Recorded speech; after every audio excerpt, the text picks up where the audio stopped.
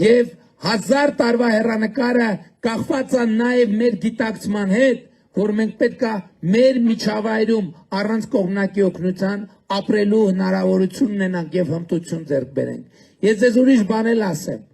Օրինակ, տարիներ առաջ, երբ որ մենք ոչ Ադրբեջանի հետ ենք խոսում, ոչ Թուրքիայի հետ ենք խոսում։ Երբ որ մեզ պետք էր Ադրբեջանին ինչ որ բան ասել, մենք երրորդ երկրի միջոցով խաբար էինք ուղարկում։ Եվ երրորդ երկրի միջոցով էլ պատասխան էինք ստանում։ Եվ որոշ ժամանակ անց զգում ենք, որ ինչ-որ մի բան են չի։ Հետո հասկացանք, որ ոչ մեր ուղարկած խաբարն է ճիշտ գնում տեղ հասնում, ոչ էլ իրենց տված պատասխանն է գալիս ճիշտ տեղ հասնում։ Ընդ որում, երբեմն չարամիտ, բայց միշտ չի որ չարամիտ, որովհետև կան նրբություններ, որ process-ի մեջ անընդհատ ելնող մարդը գիտի, բայց ով որ 5 րոպե առաջ է եկել, ինքը չի հասկանում նրբությունները եւ ուղերձները փոխանցելիս ծրված, թեքված, դեֆորմացված է ուղարկում։ Եվ հետեւաբար մենք որոշել ենք, որ պետքա մեր միջավայրում կարողանանք ինքնուրույն ապրենք։ Մեր հարցերը կարողանանք մաքսիմալ ինքնուրույն լուծենք, դա չի նշանակում, որ մենք սահման ենք դնում եւ բան ենք, մեկուսանում ենք միջազգային հանրությունից։ Ի վերջո խաղաղությունը հաստատվեց օգոստոսի 8-ին Վաշինգտոնում Միացյալ Նահանգների նախագահ Թրամփի աջակցությամբ եւ մասնակցությամբ։ Բայց ժողովուրդ ջան, այդ հնարավոր դարձավ մի պատճառով։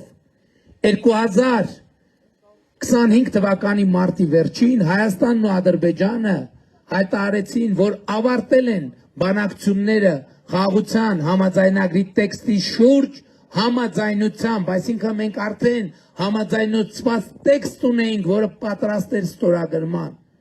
Երկրորդը, դրանից հետո ինչ է տեղի ունեցել։ Դրանից հետո տեղի ունեցել իմ առաջին աշխատանքային այցը Թուրքիա։ Ես գնացել եմ Ստամբուլ եւ խոսել եմ մեր ռազմավարությունների մասին։ Դրանից հետո Աբու Դաբիում տեղի ունեցել հուլիսի 10-ին տեղի ունեցել Ադրբեջանի հետ մեր երկկողմ հանդիպումը։ Եվ դրանից հետո օգոստոսի 8-ը դարձել է հնարավոր, օգոստոսի 8-ը օդից չի ընկել։ Օգոստոսի 8-ը ի վերջո մեր երկկողմ աշխատանքի եզրափակումն է, կուլմինացիան է։ Իհարկե նախագահ Տրամփի անմիջական մասնակցությունը շատ մեծ եւ էական դեր ունեցավ։ Եվ հետեւաբար ժողովուրդ ջան, մեր խաղաղությունը, ինչպես 9 ամսեկան խաղաղությունը 9 ամսեկան երեխայի աննման։ Որ տանը 9 ամսեկան երեխա կա, այդ 9 ամսեկան երեխան այդ ընտանիքի ամենակարևոր անդամն է եւ այդ ընտանիքի ուրախության առիթը։ Ցանկացած 9 ամսեկան երեխա